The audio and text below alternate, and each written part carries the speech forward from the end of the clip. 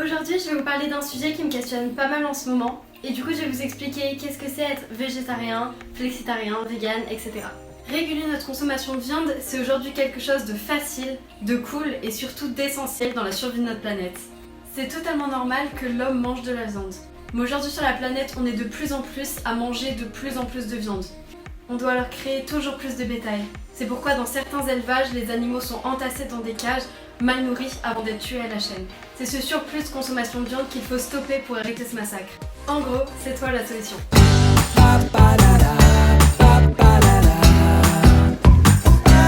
Ok, maintenant vif du sujet. Finalement, c'est quoi la différence entre vegan, végétarien et tous les autres? En gros, il y a 4 types de régimes alimentaires pour réduire sa consommation de viande. D'abord, tu peux être flexitarien. Tu réduis ta consommation de viande, mais tu continues d'en manger. Tu peux en manger toutes les semaines, toutes les 2 semaines ou encore tous les mois, c'est toi qui choisis. Vu que tu manges de la viande moins souvent, tu peux te permettre de manger de la viande de meilleure qualité. Être flexitarien, ça te permet de réduire ta consommation de viande en douceur. C'est moins radical pour toi et c'est tout bénéfique pour ta planète. Ensuite, tu peux être végétarien, c'est-à-dire ne plus du tout manger tout ce qui est chair animale, que ça soit de la viande ou du poisson. Ça peut être des fruits de mer aussi. En fait, tu manges plus rien de ce qui a été vivant. Si tu passes au cran au-dessus, tu peux devenir végétalien, avec un L. En devenant végétalien, tu décides de ne plus rien manger de ce qui provient de l'exploitation animale. Donc tout ce qui est chair animale, comme quand tu es végétarien, mais aussi par exemple le miel, les œufs ou encore le lait. Pour finir, tu peux devenir vegan. On pense souvent que c'est le diminutif de végétalien. Mais contrairement aux végétaliens, les véganes refusent également tout ce qui est vêtements et objets qui sont issus de l'exploitation animale, comme par exemple des bottes en cuir. Mais t'inquiète pas, tu vas pas te priver de tes steaks pour rien. En diminuant ta consommation de viande, tu t'engages contre la déforestation, le réchauffement climatique, pour le respect animal, mais c'est aussi bon pour ta santé et pour ton porte-monnaie. La production de viande, ça crée énormément de CO2. Pour créer environ 1 kg de bœuf, c'est comme si on laissait une ampoule allumée pendant environ 20 jours. Mais aussi, une grande partie de la forêt amazonienne a été détruite pour permettre l'élevage bovin. En te passant de viande pendant seulement 1 an, c'est comme si tu sauvais 3400 arbres. La production de viande massive comme on la connaît aujourd'hui est extrêmement nocive pour la planète. Enfin, comme j'ai expliqué au début de cette vidéo, dans de nombreux élevages aujourd'hui, les animaux sont surexploités, maltraités et élevés dans le seul but de nous nourrir. Je pense que c'est vrai, avec les animaux on est différents mais on reste égaux et personne ne mérite de passer toute sa vie sans respirer l'air libre. Et finalement, c'est en réduisant ta consommation de viande et en mangeant de la viande de meilleure qualité que tu ne cautionnes pas ça et que tu crées le changement.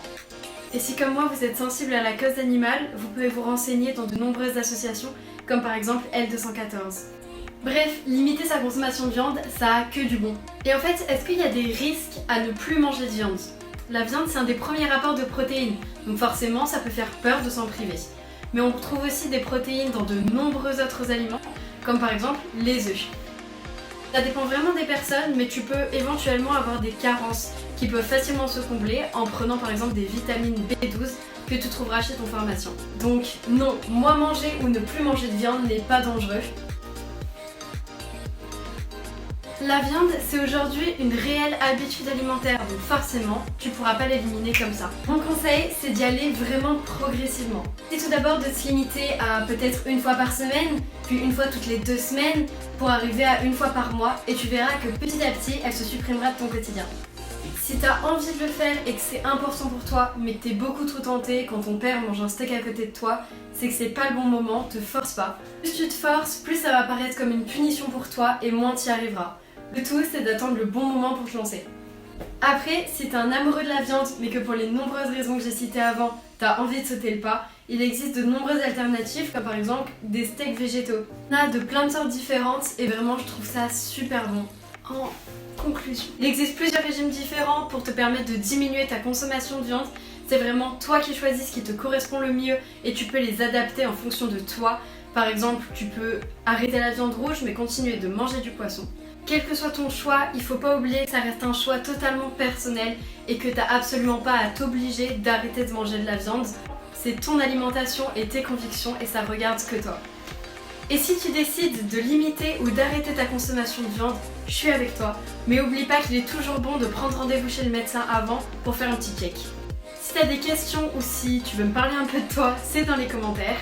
Et j'espère que ma vidéo t'aura aidé. N'hésite pas à aller voir toutes les autres sur ma chaîne pour plus de conseils.